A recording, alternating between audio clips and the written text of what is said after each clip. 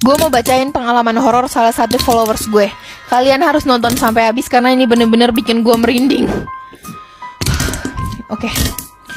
Tahun 2020 kami studi tour ke Bali. Sekolah kami dapat 2 villa murah, laki-laki dan perempuan dipisah.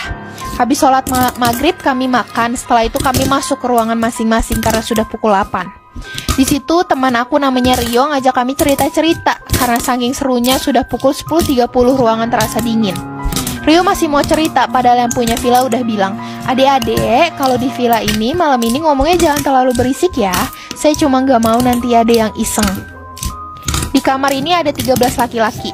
Pintu depan itu ngarah keluar pagar dan pintu belakang ngarah ke rumput dan ayunan. Gak lama ada ketukan kecil dari tembok sebelah lemari. Si Rio bilang, "Punten saha ya." Yang lain pada kebangun. Si Andi ini kesal ngetok dindingnya dengan kenceng. "Woi bangsat, ini teh saha?" Aku kaget. Suara ketukan itu bunyinya agak keras, tapi kali ini kayak ada batu kecil dilempar 3 kali. Rio kesal dan nantengin, "Sini lo kalau berani masuk kamar gue, jangan ngetok bego." Tiba-tiba Lian temenku bilang, Rio, di belakang lu ada gorila." Aku ketawa, tapi aneh si Rio badannya gak bisa gerak, pasang wajah ketakutan. Semua panik. Rio lihat apa? Kok bisa sampai gak bisa gerak?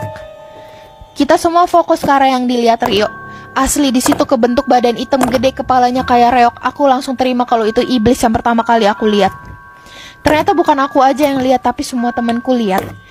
Serem banget, mukanya merah kayak nonjol keluar, terus wajahnya berbulu, giginya bertaring panjang. Syukurnya dia cuma natap Rio. Aku nangis sejadi-jadinya tanpa suara.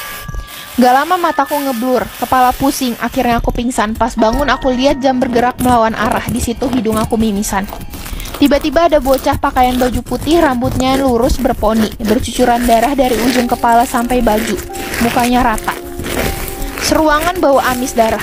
Dia narikin kaki aku. Dan ternyata teman aku semuanya tergeletak di lantai gak sadarkan diri. Aku lihat Rio masih gak gerak. Di kanan Rio ada cewek rambut panjang sekaki, pakai baju adat upacara Bali. Sebelahnya lagi ada kepala buntung, darahnya kemana-mana sampai lantai banjir darah. Anak kecil itu narikin kaki temen aku satu-satu. Aku pengen teriak tapi gak bisa bersuara. Gak lama darahnya hilang, semua bersih. Aku kerasa dingin dan mual-mual. Akhirnya semua kebangun dan gak ada yang ingat sebelumnya kejadian apa, termasuk si Rio. Cuma aku yang ingat dan terima kalau itu nyata. Aku lihat lagi kejam seperti biasa. Besoknya pengen curhat ke yang punya villa, tapi gak ada dan gak ketemu lagi.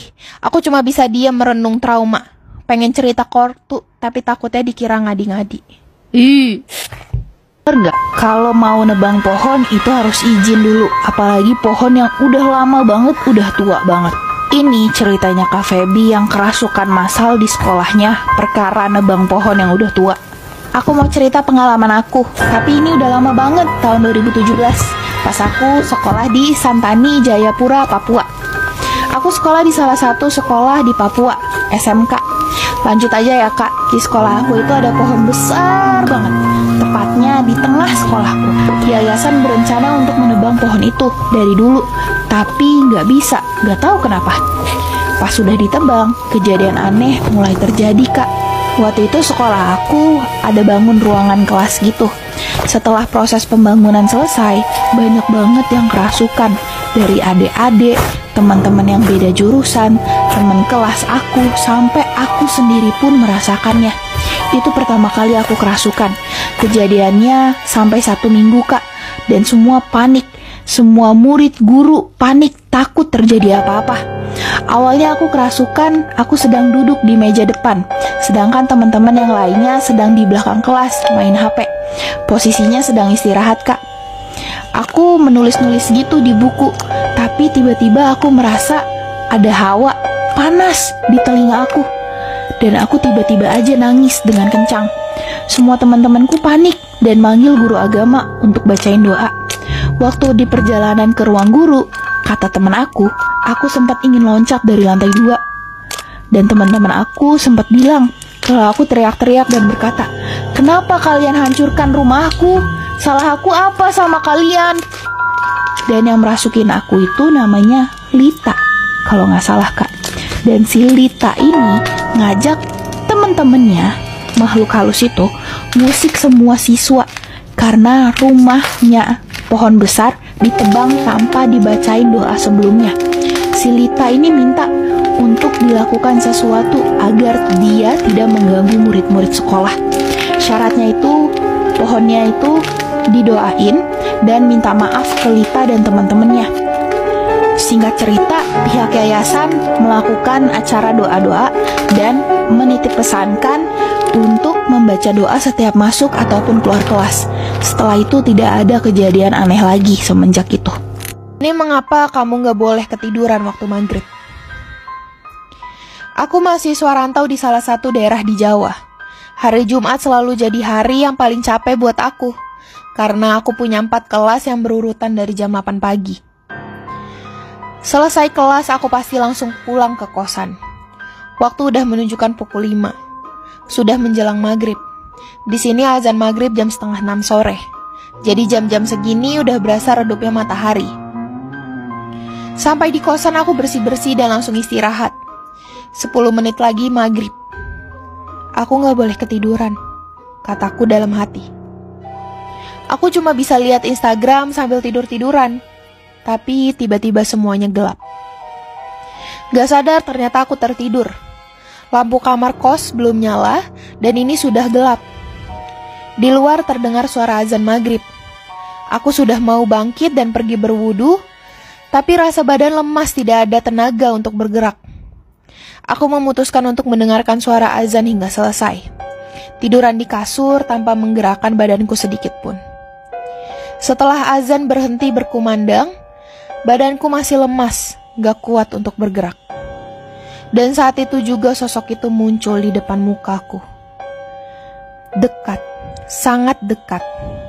Bahkan terlalu dekat sampai aku tidak bisa melihatnya dengan jelas. Sosok hitam yang memiliki 1 mata menatapku dengan kosong.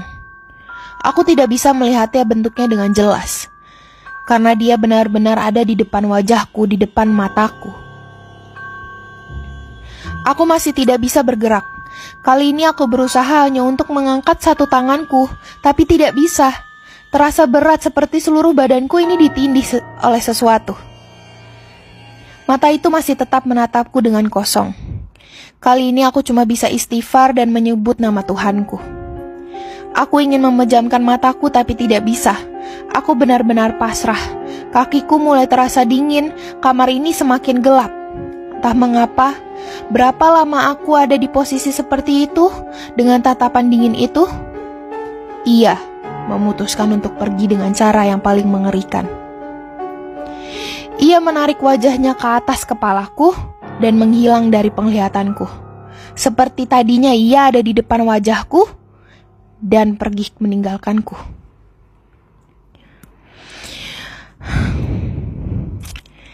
Tepat setelah ia pergi, aku bisa menggerakkan seluruh tubuhku. Sholat maghrib adalah hal yang aku lakukan pertama kali. Sejak itu aku tidak ingin tertidur mendekati waktu maghrib. Aku tidak ingin menemui mata dingin itu lagi.